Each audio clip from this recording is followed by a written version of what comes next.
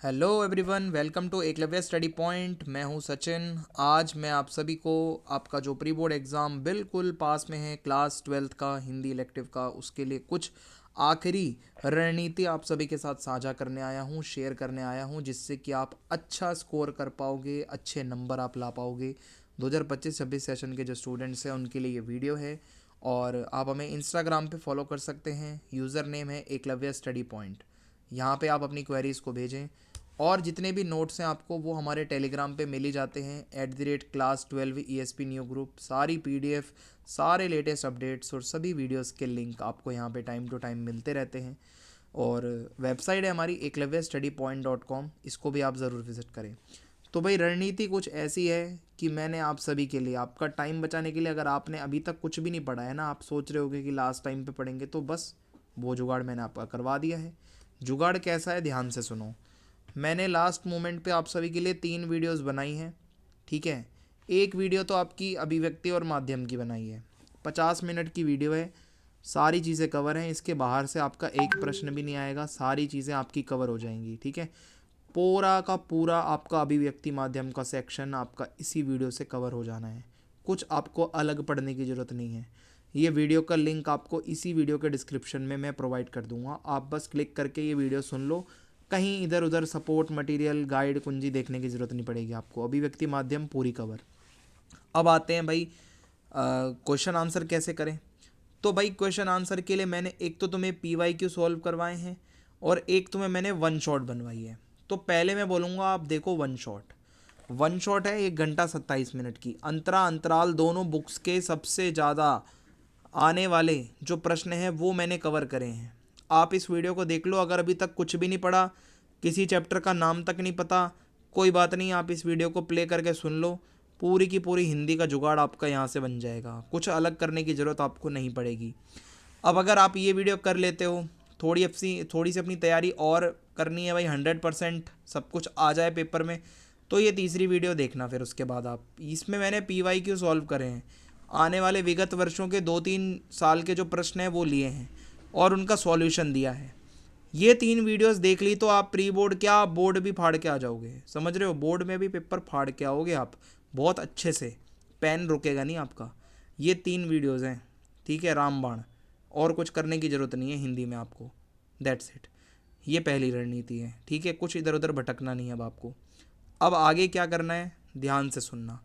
कुछ कविताएं बता रहा हूँ जो बहुत ही अति महत्वपूर्ण है, लास्ट टाइम पे पढ़ रहे हो तो इनको कर लेना। सबसे पहले देवसेना का गीत, सरोज स्मृति, बारहमासा और वसंत आया। इन चारों में से जरूर एक ना एक कविता की व्याख्या तो आपसे पूछी जाएगी। मैं गारंटी 101% नहीं दे रहा, पर 99.9% दे रहा हूँ।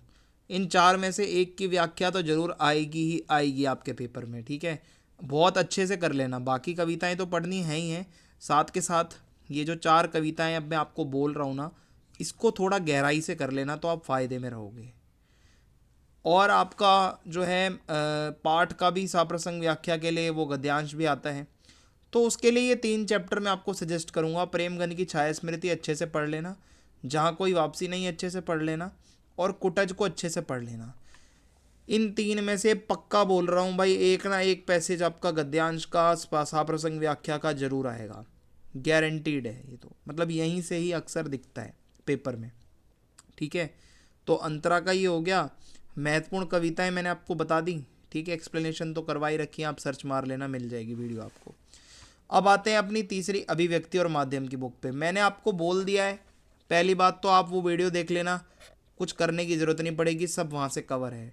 स्टिल अगर आप मेरे से ये पूछना चाहते हो कि सर कौन कौन से वो हमारे प्रश्न हैं जो बहुत ही ज़्यादा अति आवश्यक हैं, जो हमें करने ही करने चाहिए, तो एक तो विशेष लेखन को आप अच्छे से कर लेना, संपादकीय किसे कहते हैं इसको कर लेना, दृश्य श्रव्य माध्यमों के बीच में तुलना कर लेना, समाचार लेखन में ककार जो होते हैं उसको पढ़ लेना, नाटक और एक कविता और पढ़ लेना, ठीक है। या नहीं भी पढ़ोगे तो इतना कर लोगे तो आपका मैक्सिमम कवर हो जाएगा यहाँ से, जहाँ तक मैं आपको बता पा रहा हूँ, ठीक है। तो अभिव्यक्ति और माध्यम वगैरह से भी ये मैंने आपको गाइडेंस दे दी है। अब कुछ चीज़ें हैं जिनका आपको याद रखना है। देखो भाई, बुलेट पॉइंट में अपने आंसर मत बनाना। हिंदी के पेपर में जब आप अपना आंसर लिखोगे, क्वेश्चन आंसर, प्रश्नोत्तर, आप उसका आंसर पैराग्राफ में दोगे। याद रखना, बुलेट पॉइंट, शॉर्ट पॉइंट्स मत बनाना। शब्द सीमा का ध्यान रखना, ये नहीं है कि कोई बहुत अच्छे से क्वेश्चन आता है तो आप उसको इतना लिख दो कि बाकी क्या आप टाइम खा जाओ। शब्द सीमा मीन्स वर्ड लिमिट में लिखना, तो आपका फ़ायदा होगा। जो भी आपको लगता है भाई, आप जब उसको लिखोगे पैसेज के फॉर्म में या फिर आप उसको एज पैराग्राफ लिख रहे हो, तो अंडरलाइन करना उन शब्दों को जो आपको लग रहा है बहुत ज़रूरी हो सकते हैं। और एक चीज़ है भाई, अंतराल का एक लंबा प्रश्न आता है लास्ट में, बहुत बच्चों को समझ नहीं आता डायरेक्ट उसका आंसर क्या लिखे, कभी कभार घुमा फिरा के आ जाता है कहानी से। अगर आपको लग रहा है कि भाई डायरेक्ट आंसर पता नहीं है क्या जो पूछा जा रहा है, तो आप उस पार्ट की पूरी समरी लिख दो जो मैंने आपको पढ़ा रखी है। दिमाग में समरी तो याद आ रही भाई, खाली छोड़ने से अच्छा है समरी लिखोगे तो आपको आधे नंबर से तो ज़्यादा ही मिलेंगे, इतना मैं आपको गारंटी से कह रहा हूँ। सूरदास की झोपड़ी से ही मान लो प्रश्न आ गया, उसके चरित्र की विशेषता डायरेक्ट नहीं याद आ रही है, तो भाई सूरदास की झोपड़ी तो चैप्टर पढ़ा है, उसी की समरी लिख दो भाई। अगर खाली छोड़ोगे तो कुछ भी नहीं मिलेगा, उसको कुछ लिख दोगे तो कुछ तो मिलेगा ना आपको उस पर। सो सीधी सी बात है, जब कुछ नहीं आता तो आखिरी ऑप्शन होता है कि आप उसका सार तो एटलीस्ट लिख ही दो। यहाँ तक आपको समझ में आ रहा है? तो अंत में भाई आपसे यही कहूँगा कि ये 3 वीडियो तो आप एकदम दिमाग में अपने डाल लेना, तीनों वीडियो से आपका काम हो जाएगा पूरा हिंदी का बढ़िया, ठीक है। और महत्वपूर्ण चीज़ें आपको बता दी गई हैं, बाकी कमेंट बॉक्स में आप बता दो आपकी तैयारी कैसी है। चैनल को ज़्यादा से ज़्यादा सब्सक्राइब करना, कमेंट करना और वीडियो को लाइक करना। जय हिंद, जय भारत।